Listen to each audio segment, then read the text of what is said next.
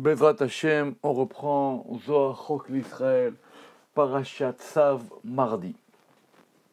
Alors effectivement, dans Tzav, on parle des korbanot, des sacrifices, mais le Zohar va nous raconter une histoire où il y a plusieurs personnages du Zohar qui parlent, et on va parler à un moment de la fête de Sukkot, des 4 espèces qui sont dans le lulav, et la 7e jour de la fête de Sukkot. Pourquoi on va parler de ça? Parce qu'on va s'intéresser à cette question des sacrifices ici aujourd'hui et du pardon. Donc tout le monde sait que la fête de Sukkot, il y a un 7e jour qui s'appelle le jour de Hoshana Rabbah. Et voilà comment le Zohar va nous décrire ce 7e jour de Sukkot, sa particularité. Beyom HaShevi'ah de Chag, le 7e jour de la fête, ou Siyuma de Dina de Alma. C'est la fin du jugement du monde. Alors, ce jour de Hoshana Rabbah, qui correspond au 7e jour de Sukkot, à ne pas confondre avec le 8e jour, qui sera la fête de Shemini Atzeret, qui est une fête en soi. Elle ne fait pas partie normalement de la fête de Sukkot. Et le 7e jour de la fête de Sukkot, qui n'est pas un jour de Yom Tov, qui n'est pas un jour, on va dire, férié, il a une particularité, d'après le Zohar et d'après d'autres textes, c'est que c'est ce jour-là où est la fin du jugement, le jugement qui a commencé depuis Rosh Hashanah. Normalement, le jugement il commence à Rosh Hashanah, il devrait être en grande partie achevé à Kippour, mais la fin exacte du jugement, c'est ce jour de Hoshana Rabbah, le jour du 7e jour du jugement.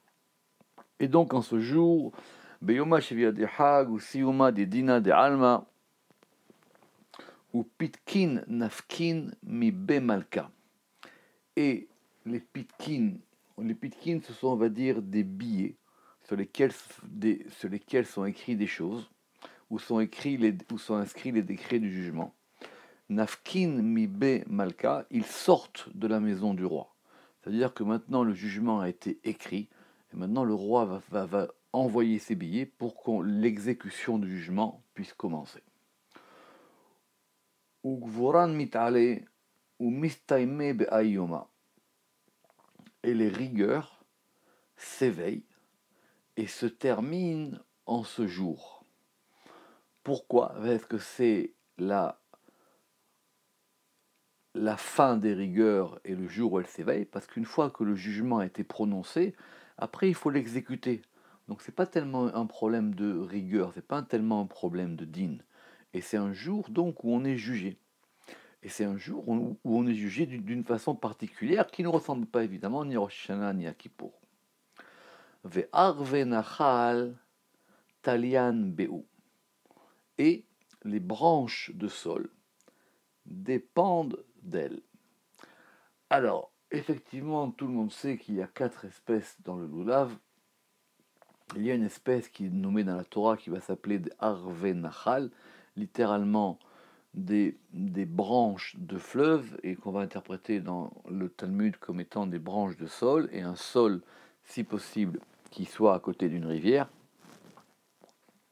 Et en ce jour de Hoshana Rabbah, il y a une particularité avec ces branches de saule, parce qu'avec ces branches de saule, on va faire plusieurs opérations qu'on va décrire Bezrat Hashem, et ça sera ce qui se fera à la fin de la prière du matin de Hoshana Rabbah, quand on va frapper avec ces branches de saule, et c'est pour ça que ces branches de saule, elles sont liées au jugement. Il y a un rapport entre ces branches de saule qu'on va rajouter au bouquet du lulav, qui seront indépendantes, avec lesquelles on va frapper par terre.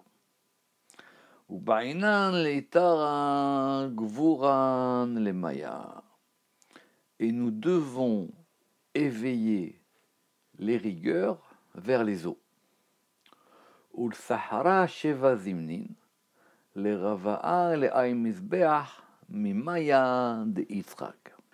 Et nous devons éveiller les rigueurs vers les eaux. On traduit littéralement. Et entourer, c'est-à-dire faire des tours 7 fois, Sheva Zimnin, les Rava'a, pour déverser, pour irriguer, les Haïmisbeach, 7 autels, Mimaya de Yitzhak, des eaux d'Yitzhak. Alors effectivement, c'est pas évident ce que le Zohar veut dire ici, mais on va dire que ces rigueurs-là, on va les éveiller. Mais on va les éveiller pour qu'elles se dirigent vers les eaux. Pourquoi? Parce que les eaux, elles vont être demandées le lendemain dans la prière de Shemini Atzeret, où effectivement là-bas, on fera Mashivaru Wahumori Dageshem, où on va commencer à demander pour les pluies. Et nous, on veut que ces rigueurs-là, elles dépendent des pluies. Pourquoi? Parce que d'abord, d'un point de vue général, les pluies, elles dépendent de la rigueur. Quand on regarde dans la Hamida, la deuxième bénédiction, quand on va dire Mashiva Ruach Humori Dageshem, quand on va dire effectivement Mechaye Am Metim, c'est la bénédiction qui est liée à la Gevura. La première, elle était liée à Abraham, la deuxième, elle est liée à la Gevura, et la troisième, à Takadosh, elle sera liée. Pardon, la deuxième, elle est liée à Yitzhak, à la Gevura, et la troisième, elle sera liée à Yaakov. Donc on doit éveiller ses rigueurs vers les eaux, et faire 7 fois, c'est là que ça veut dire entourer 7 fois, et faire 7 fois le tour du Misbéach. C'est ce que nous d'ailleurs on fait quand dans ce que nous faisons les Hakafot, puisque nous tournons chaque jour, une fois autour de la Teva, autour de l'estrade centrale où on met le Sefer Torah, et au temple aussi, on tournait 7 fois le tour de l'autel avec ses branches de sol. Pourquoi faire? Pour que les Reva'a, les Haï Misbéar, pour pouvoir déverser vers ce Misbéar, pour irriguer cet autel, des eaux d'Yitzhak, des eaux de la rigueur, puisque Yitzhak, il est lié à la Gevura. Pourquoi? Begin de Itmalia Maya Aibera de Yitzhak. Pour que le puits de Yitzhak, il soit rempli d'eau. Pour remplir d'eau ce puits de Yitzhak. Alors vous savez que même d'après la Torah, il y avait des puits. Abraham, il a creusé des puits. Yitzhak, il a recreusé les puits qui avaient été bouchés. Mais il y a aussi un puits spécial qui s'appelle le Be'er Yitzhak. Et c'est un puits qui correspond à la Gvura. Les puits d'Abraham, ils correspondaient à la notion de Chesed. Et Yitzhak, il a un puits à lui qui s'appelle le puits de Yitzhak. Et ce jour-là, on veut que ce puits, il soit rempli d'eau. Begin de Itmalia Maya Aibera de Yitzhak. Vechadu Itmalia, et lorsqu'il est rempli, Kol Alma Itbarcha Bemaya. Le monde entier, tout le monde est béni par les eaux. Ce sont des puits, ce sont des pluies de bénédiction. C'est pour ça que je répète qu'on demande la bénédiction dans la deuxième Beracha de Atagibor.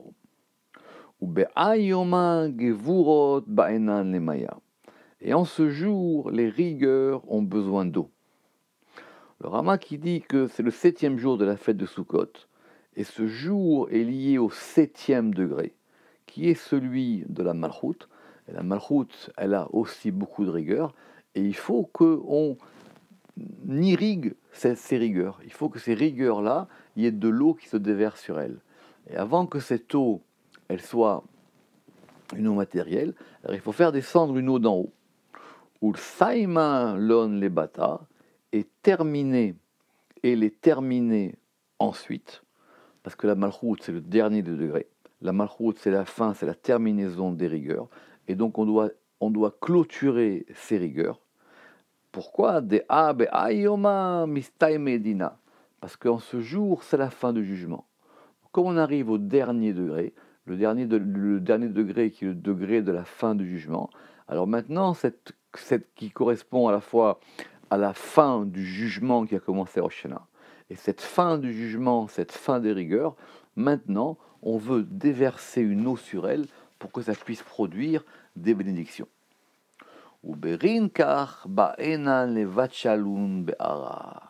Et à cause de cela, il faut les frapper sur la terre.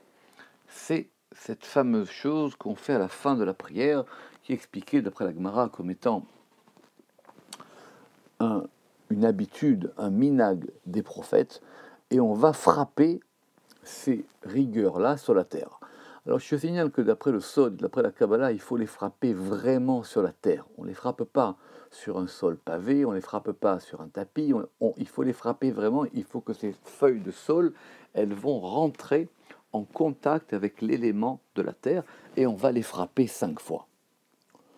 Ou Saimalun de la Mishkahu, et les terminer pour qu'elles ne se trouvent pas, comme si en les frappant, on clôturait les rigueurs de façon à ce qu'il n'y ait plus de rigueur maintenant. De ayoma it aruta vesiyuma iu. Ou de ayoma it aruta vesiyuma. Parce que ce jour, il est à la fois, comme on l'a dit plus haut, l'éveil des rigueurs et la fin des rigueurs. Et donc, c'est-à-dire, c'est le jour où elle s'éveille, parce que c'est on va dire le degré maintenant final de la rigueur, et c'est aussi la fin. Et donc nous, en frappant avec ces feuilles de saule sur le sol, on termine et on clôture cette chose-là. Ve'alda itaruta vesiyuma'u de avdinan be'arve nachal. Et pour cela, il est un éveil, il est EST, il est un éveil et une fin que nous faisons avec des branches de saule de rivière. C'est-à-dire que, alors, le Rama qui dit que pourquoi est-ce qu'on fait ça précisément avec les branches de saule et pas avec un autre élément, pas avec un autre végétal, ou pourquoi pas avec un autre élément du lulav, parce que ça correspond, c'est une espèce qui correspond aux rigueurs. Qu'est-ce qu'il veut dire le Zohar? Il dit en disant ve'alda, et pour cela, itaruta vesiyuma, ou c'est-à-dire que nous commençons et terminons les rigueurs par ce degré-là. Amar Rabbi Chia, Rabbi Chia, il a dit, Vadayachiou, assurément il en est ainsi, et la chose est bien expliquée. Ça veut dire quoi que la chose est bien expliquée? Ça veut dire effectivement l'explication que tu as donnée concernant l'explication qu'a donnée le premier auteur de notre texte du Zohar en disant que les feuilles de saule, les harve et nachal, elles correspondaient aux rigueurs, il dit effectivement c'est comme ça. Pourquoi? Parce que les branches du sol de la rivière, elles proviennent misitra de nachal, elles proviennent du côté de la rivière, nafke gevuran, et de ce côté de la rivière sortent les rigueurs. Alors c'est quoi cette notion de rivière? C'est quoi cette notion de nachal? Il dit que nachal, qui est une rivière, c'est une rivière qui est liée à Bina, et c'est de ce côté-là d'où proviennent les rigueurs. Nachal, ça peut être effectivement, ça s'appliquer à Bina. Et donc nous on veut des harve nachal, des choses qui proviennent de ce degré qui est la naissance ou le germe de ces rigueurs-là. Et en ce jour, elle s'éveille et elle se termine. Alors quoi, on va dire qu'il n'y a pas eu de rigueur dans Rosh Hashanah et dans Kippour, c'est pas pareil. Ici, c'est un degré particulier qui va être dans ce 7e jour de la fête de Sukkot. Et en ce jour, il est écrit Vayashov Yitzchak vayechpor et beherot amaim. Beherot ktiv chaser. Alors, en ce jour, il est écrit, et Isaac revient, et il creusa les puits d'eau. Donc, on revient effectivement à l'épisode biblique, où Yitzhak, il est revenu, et il a creusé des puits d'eau. Ce sont des puits qui avaient été bouchés, parce que son père Abraham, il avait creusé des puits, mais après, ils avaient été bouchés, et donc Yitzhak, il doit effectivement reprendre l'œuvre de son père. Mais, effectivement, le Zohar attribue ça à ce degré de Hoshana Rabbah, du 7e jour de Sukkot. Mais ce verset, il a une particularité. Un puits en hébreu, ça se dit Be'er. Ça s'écrit Bet Aleph Resh. Et quand c'est au pluriel, puisque c'est un féminin, Be'erot, on doit normalement pour le pluriel rajouter un vav. Or là, ici, c'est écrit sans vav. Ce qui voudrait dire qu'on pourrait presque même écrire Be'erat Amaim. On pourrait même presque dire ici l'appui, c'est-à-dire faire de ce puits un féminin pour accentuer la rigueur. C'est ce que dit le Ramak. Puis Be'erot est écrit sans Vav, et donc peut être lu comme puis Be'erat et au féminin, comme lié au côté de Malchut, qui est dépourvu du côté Vav, qui est le côté masculin, voire la note 16. Alors ça veut dire quoi que Yitzhak, il est revenu? Vayashov. Mao Vayashov. A priori, on ne voit pas vraiment ce que ça fait dans le verset. Et ça veut dire quoi qu'il revient? Et là, Yoma kadma'a de yarcha shiruta de dina ava bechol alma. Alors maintenant, on va mieux comprendre. Le premier jour de Yarcha, Yarcha c'est le mois lunaire, c'est lié à la lune, le premier jour du mois, c'est-à-dire le premier jour du mois de Tishri, donc qui a commencé, qui correspond au jour de Rosh Hashanah. Shiruta de dina ava bechol alma. Là, dans ce premier jour de Rosh Hashanah, a eu lieu le commencement du jugement. Ve'Yitzchak kaima le kursaya le midan alma. Et Yitzhak, il se maintient sur le trône pour juger le monde. Effectivement, normalement, si on parle du jour du jugement, du jour du din, ce serait plus lié à Rosh Hashanah. On ne voit pas pourquoi est-ce que le Zohar, tout d'un coup, il nous sort qu'il y a un jugement particulier dans ce jour dans Hoshana Rabbah. Alors il dit parce qu'il faut comprendre le Vayashov. Ça veut dire quoi? Il revient. Le jugement, il a commencé pour des raisons très complexes, le premier jour de Rosh Hashanah. Et en ce jour de Rosh Hashanah, qui est le jour du din, le Yom Adin, alors il est normal que ce soit Yitzhak qui soit assis sur le trône et celui qui soit là sur le trône des rigueurs. Be'ayoma, mais le dernier jour de Sukkot, Vayashov Yitzhak, Yitzhak revient. Comme si c'était quelque part un deuxième Rosh Hashanah. Il y a un deuxième Rosh Hashanah le jour de Hoshana Rabbah. Et Yitzhak, il revient, les Itaradinin ou le Saimadinin. Et donc, on comprend mieux, il revient maintenant pour éveiller les rigueurs, c'est-à-dire il y a de nouveau un éveil de la rigueur qui est comme celui de Rosh Hashanah. Simplement ici, en ce jour-là, c'est que le Zohar a dit, il s'éveille et il se termine. Et comme ces rigueurs, maintenant, elles s'éveillent et elles se terminent, elles vont se transformer en pluie. C'est exactement ce qu'expliquera le Harizal dans Shara Kavanot. C'est que cette notion-là maintenant de fin de rigueur, ça va produire la pluie que nous allons bénir le lendemain, le jour de Shmini Atzeret, dans la prière de Moussaf, et qu'on espère recevoir pendant toute l'année. Alors donc, si tout maintenant dépend de ce verset, il faut qu'on comprenne bien ce verset. Et il disait quoi le verset? Vayashov Yitzhak vayarpor et be'erot hamayim. Yitzhak, il est revenu et il a creusé les puits d'eau. Pourquoi est-ce qu'il a creusé les puits d'eau? Ça veut dire quoi? Vayarpor et be'erot hamayim, les araka gevuran, les knesset Israël. Pour déverser, c'est ça, pour déverser les rigueurs vers l'assemblée d'Israël. Les Itara, les Maya, pour éveiller vers les eaux. De Amaya, Bigvuran, Nartan, le Alma, parce que les eaux, c'est dans les rigueurs et avec les rigueurs qu'elles descendent vers le monde. On va relire ça. Donc Yitzhak, pourquoi est-ce que maintenant, on a dit que ce verset-là, il s'appliquait au 7e jour de Sukkot à Hoshana Rabbah. Yitzhak, il revient. C'est-à-dire, il y a eu Yitzhak, il était là le jour de Rosh Hashanah. Maintenant, il va revenir ce jour de Hoshana Rabbah et il creuse le puits. Creuser, c'est un acte de rigueur. Et le puits aussi, c'est quelque chose qui va recevoir de l'eau. C'est un ustensile conforme. Et donc Yitzhak, il va creuser les puits d'eau pour pouvoir déverser les rigueurs vers l'assemblée d'Israël. A priori, l'assemblée d'Israël, ici, ça serait le puits. Et pour pouvoir éveiller vers les eaux, et éveiller vers les eaux. Alors regarde, le Zohar ici tout de suite dit, mais c'est quoi le rapport qu'il y a entre les eaux et les rigueurs? Pourquoi?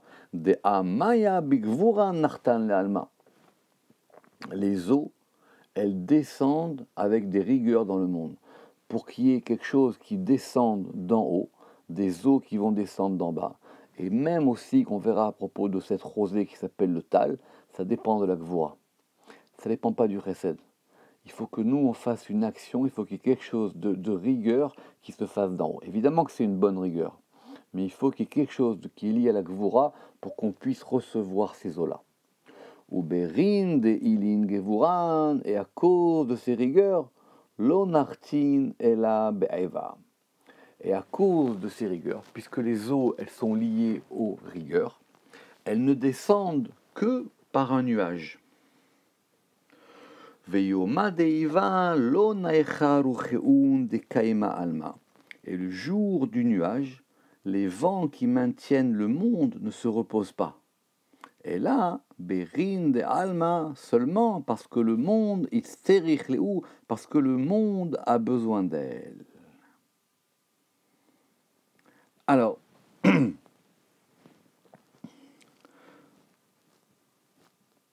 ces puits-là, pour qu'elles descendent, elles ont besoin de rigueur.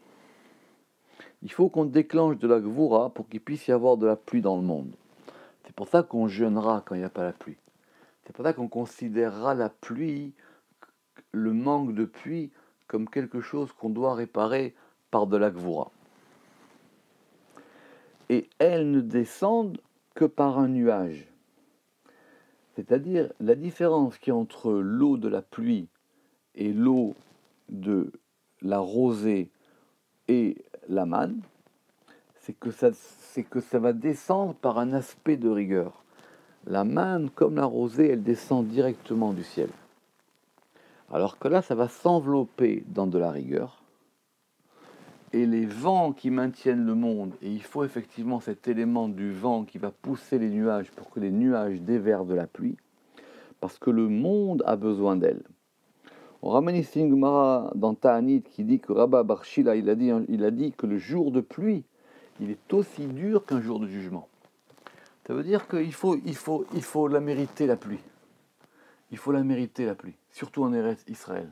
C'est très lié cette notion de pluie avec la notion de Gvura. Maïtama, vous pourrez dire, mais c'est très bien, mais c'est quoi la raison de tout ça? Berin de Alma, Bedinait Bere. Parce que le monde, il a été créé par la rigueur. Vechola Bayachi, et tout doit être ainsi. Alors, c'est une discussion dans le Midrash par quel attribut a été créé le monde.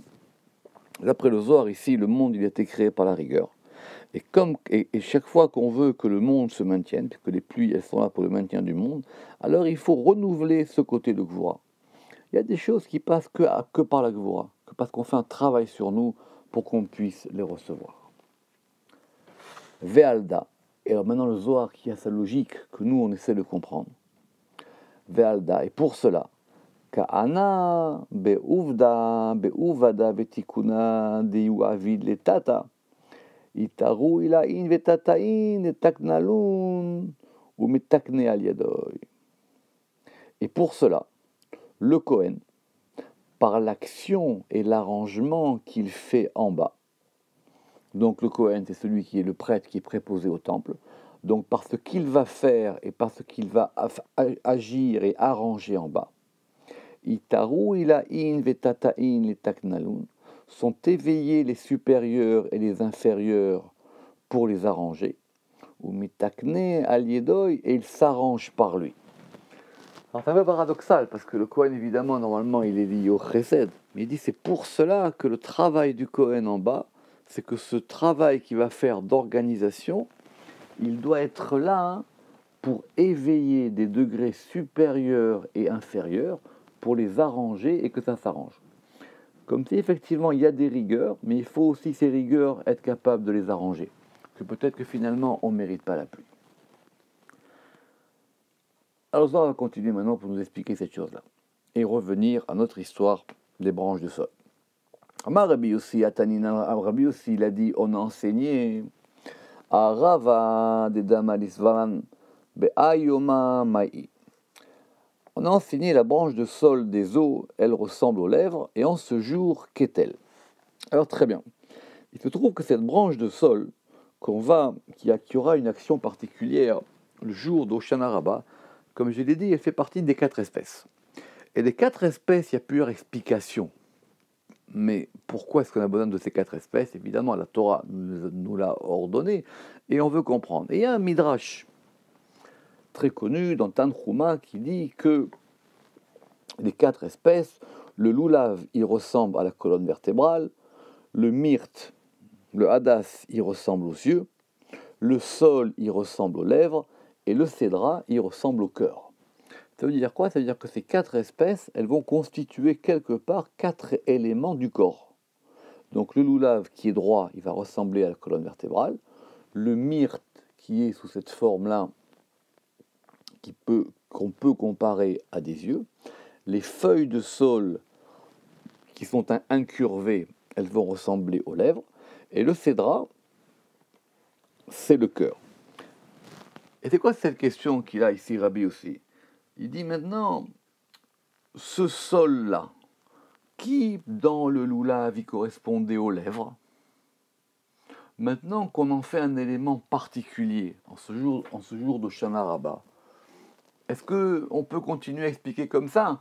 Ou peut-être que la question elle est encore plus compliquée, la question de Rabbi Yossi.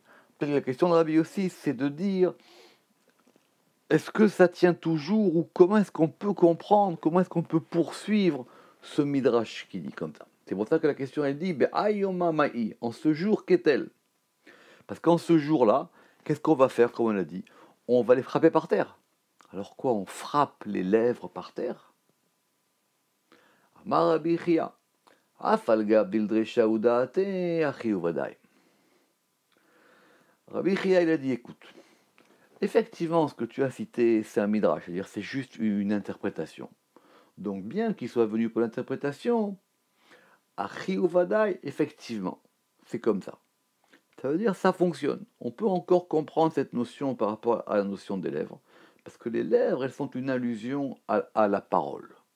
Et alors, des A, parce que, ou car, Be'ayoma, Be'sivantalia, parce qu'en ce jour, ça dépend des lèvres. Be'ayoma, Pakid Malka, le Mehav Pitkin, les Santira. Parce qu'en ce jour, le roi, il ordonne de donner ces fameux billets au Santira, c'est le centurion, c'est l'huissier, c'est celui qui va distribuer ces jugements. Ou Mistai Medinin, et les jugements se terminent, Ve Astim Lishana Bisha Be'alma, et la mauvaise langue est terminée dans le monde. Comment il explique le Ramak? Il dit les lèvres de mensonge ne peuvent plus accuser. Il ne peut plus y avoir d'accusation possible. C'est la fin du jugement maintenant. Maintenant, l'avocat qui est à charge, il ne peut plus rien dire. Pendant le procès, il peut toujours dire lui, il était méchant, et lui, il a fait ci, et lui, il a fait ça. Maintenant, c'est terminé. Et après, et donc, quelque part, ça veut dire la continuation midrashique, ça veut dire qu'en frappant les feuilles de sol sur la terre, on fait taire ses lèvres. On fait taire les lèvres de la mauvaise langue. C'est ça ce qu'on appelle ici la fin du jugement. Berinkar, kula, be'ovada, talia milta. Et alors quoi? On a vraiment besoin de frapper avec le sol par terre pour que les lèvres de la mauvaise langue se taisent? Le Zohar il dit oui. Berinkar, à cause de cela, kula, be'ovada, talia milta.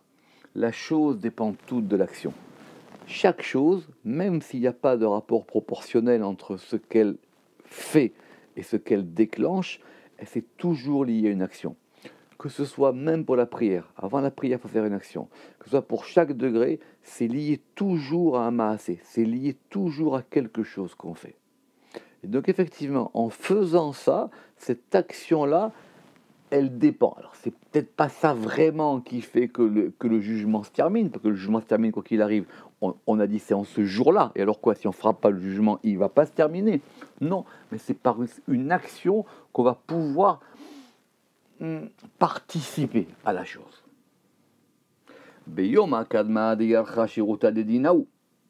Donc, le premier jour du mois de Rosh Hashanah, c'est le commencement du jugement.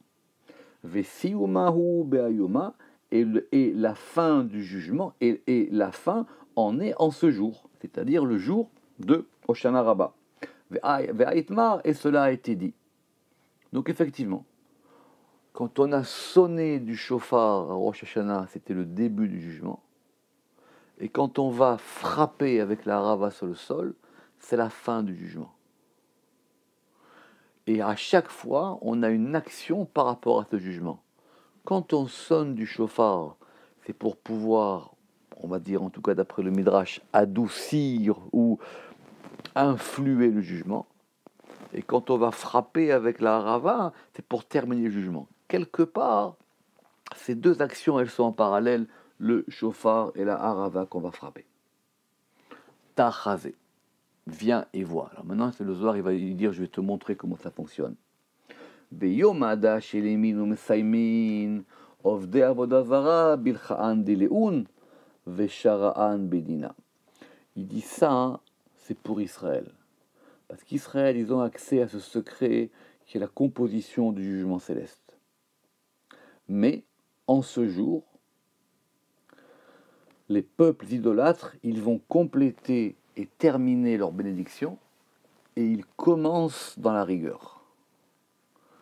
C'est complètement l'opposé. C'est extraordinaire ce que dit Zohar. C'est pédé. Je ne comprends pas d'où il sort ça. Hein. Il n'y a pas vraiment de texte qui le dit de cette manière-là. Simplement, cette période-là, qui pour nous est une période de jugement, de l'autre côté, c'est une période de rigueur. Pour nous, et pour eux, c'est une période de bénédiction.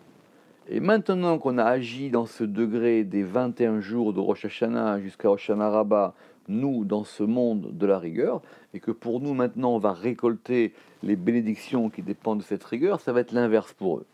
Et d'où elle provient, cette bénédiction qui est donnée, de l'autre côté, alors ça, hein, elle est donnée aux bénédictions qu'on a reçues, qu'ils ont reçues pendant la fête de Sukkot. וישראל ביום האדם מסיימן דינין דלהון ושרען בבלחתה. Et Israël, en ce jour, ils terminent leur rigueur et ils commencent dans la bénédiction.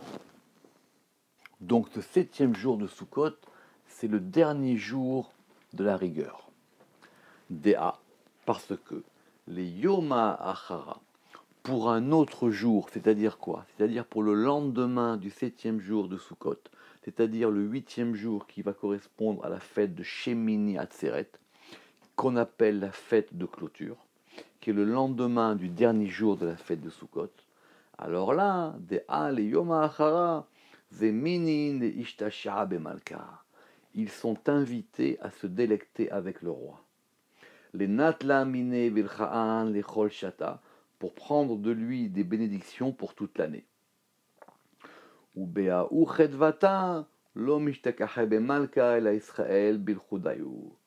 Et dans cette joie ne se trouve avec le roi qu'Israël seul. Parce que le 8e jour de Sukkot, comme j'ai expliqué, qui est une fête à part entière, alors à ce moment-là, c'est l'intimité, c'est l'union d'ailleurs, d'Israël avec le roi. C'est en ce jour-là où on va prier pour la bénédiction de cette pluie pour laquelle on a travaillé, qui maintenant va commencer à descendre. Et pour nous, c'est une fête qu'on a ajoutée pour donner un jour de joie après ces 21 jours qui ont été ces 21 jours de rigueur. Alors effectivement, on dira qu'il y avait aussi Sukkot entre les deux, mais Sukkot, elle a participé à ce mouvement général. Et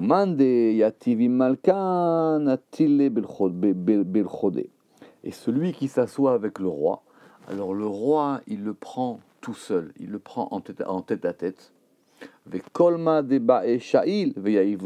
Et tout ce qu'il veut, il demande et il lui donne. Une fois qu'on est parvenu à ce degré d'être assis à la table du roi, alors là, il n'y a plus de jugement, il n'y a plus aucune accusation.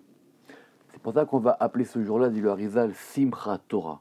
C'est le jour de la joie de Tiferet. Maintenant, c'est le jour de la joie de ce degré qu'on a travaillé pendant ces 21 jours. Ve'alda Israël shara'an ve'amin ovdei avodah zara mesaime. Et c'est pour ça qu'en ce jour, Israël, il commence. Et les peuples idolâtres, ils terminent. Parce qu'effectivement, pour nous, c'est quelque chose qui commence. Mais pour eux, c'est la fin de quelque chose d'autre. Ve'alda active, c'est pour ça qu'il est écrit Ahavti etrem amar Hashem va'amartem bama haftanu. Alo ach esav le Yaakov ne'um Hashem va'oav et Yaakov. Alors, si c'est comme ça, hein, il dit, mais on devrait le voir, cette chose-là, on devrait le voir, que pour nous, il y a 21 jours de rigueur, et que maintenant va commencer les bénédictions et la joie, et que pour les idolâtres et ceux qui nous oppressent, ça devrait être l'inverse, et pourtant, il est écrit, Avti etrem amar Hashem, Dieu a dit, je vous ai aimé, dans Malachi, et vous avez dit, Bama aftanu, en quoi tu nous as aimés? Allo ach Esav et Yaakov. Et on voit bien que Jacob, il a eu un frère qui s'appelle Esav, Neum Hashem, discours de Hashem. Vaoav et Yaakov, mais j'ai quand même aimé Jacob. Il y a deux côtés. Il y a un côté Esav, il y a un côté Yaakov, mais Dieu dit je vous aime parce que moi j'ai aimé Yaakov. Et malgré cela, j'ai uniquement aimé Jacob. Bien qu'effectivement Esav, il fasse partie de la lignée des enfants d'Israël. Alors le Zohar, il est très perspicace, il dit Amarle, Chaminale, la Esav, Beshalva. Il dit mais c'est pas ça qu'on voit. Nous voyons que Esav, il est serein, Bemalchou dans la royauté, Bekirchin Ilaïn dans des cités supérieures, il a des grandes nations, il a des grandes villes, Veshalit al-Alma et il domine le monde. Ve'at Amar, et toi tu as dit, la suite du verset, le verset d'après, le verset 3, Va'asim et Arav Shemama, et moi j'ai mis ces montagnes à la dévastation.